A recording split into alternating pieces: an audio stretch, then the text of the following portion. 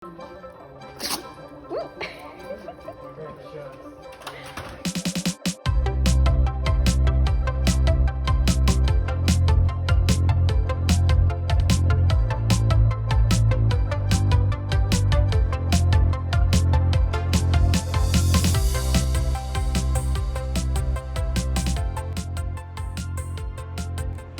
everybody, it's Steve from Pet Alliance, and we welcome you to another Shelter Stars update.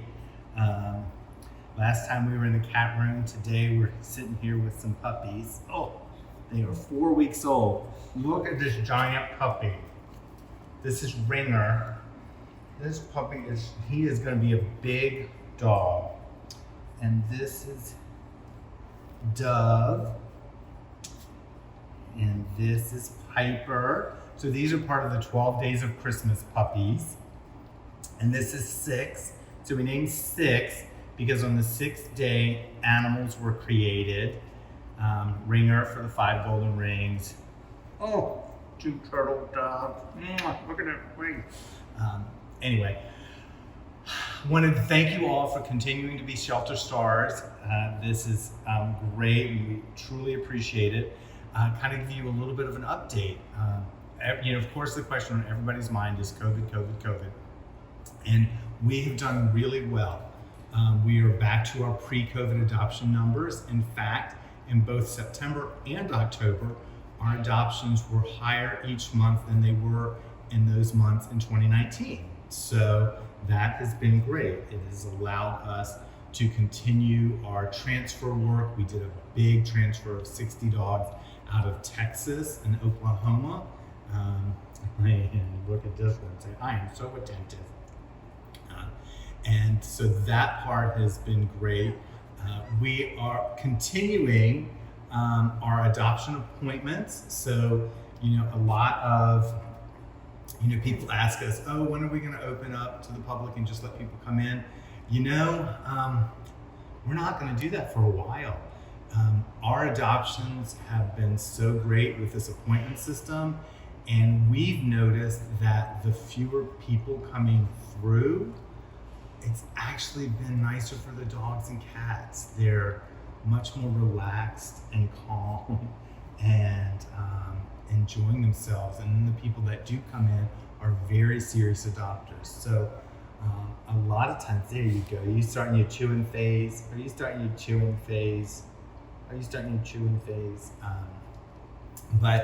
So we're going to continue into 2021 with the adoption appointments, and that's been working great for us. And it's really hard to focus with puppies. So that's been a big question for everybody, and we really appreciate. I know I am trying to talk here, and you are just being a stink bug. Clinics, same thing. We text people when their appointment is ready. They bring their animal up. The vet checks the animal. Been happy to report that we haven't had an employee test positive for COVID since the beginning of June.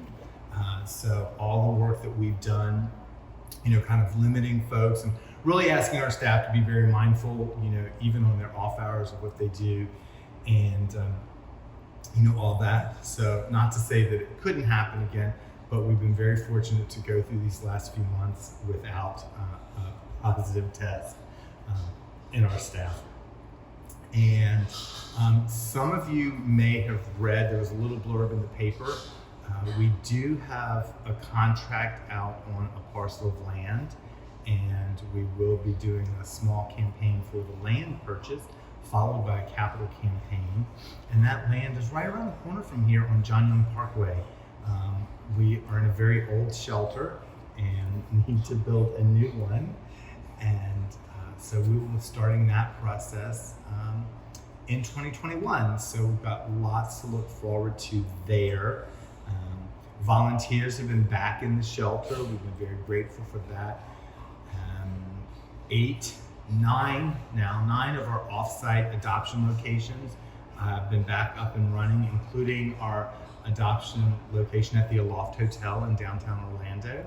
And so we've been at our PetSmart and Pet Supermarkets and Petco locations doing adoptions, and that's been really going very well. You know, a lot of twists, and you know, everybody's been pivoting and adjusting to COVID. Just oh, look at the sweetness, but look at that face. Oh, look at that face. And something that I think is important to acknowledge is that we have not seen an increase in surrenders. So I know that was weighing on people's minds pretty heavily. Were people starting to surrender? We have not seen that. In fact, we're seeing fewer surrenders at this point, which has allowed us to work with some really large hoarding cases and do a lot of transfers in. Yes. You know, so kind of our primary business, our TNR program, we've continued to do. We're currently working with a family that has 50 cats, and so we're kind of working through that process, getting all the cats altered and vaccinated. You know, we often deal with a lot of different issues around large populations, particularly of cats. There are people that end up having lots of cats in their house and their yard. And on there. In case you're wondering, these puppies are 4 weeks old. They will go up for adoption. There are 12 of them, so the mom had 12. We kept 4 in here. You might be able to hear the mom. And so, I lost track of mine. Around December 6th, these 12 puppies, 4 here, the other 8 are in foster care, will be going up for adoption. I'm very excited about that. We've got our volunteers back in, as I mentioned, and you know, adoptions are going really well. Clinic appointments are going really well. We feel like things are starting to look up a little bit in 2020, and worked really hard to get to where we are today.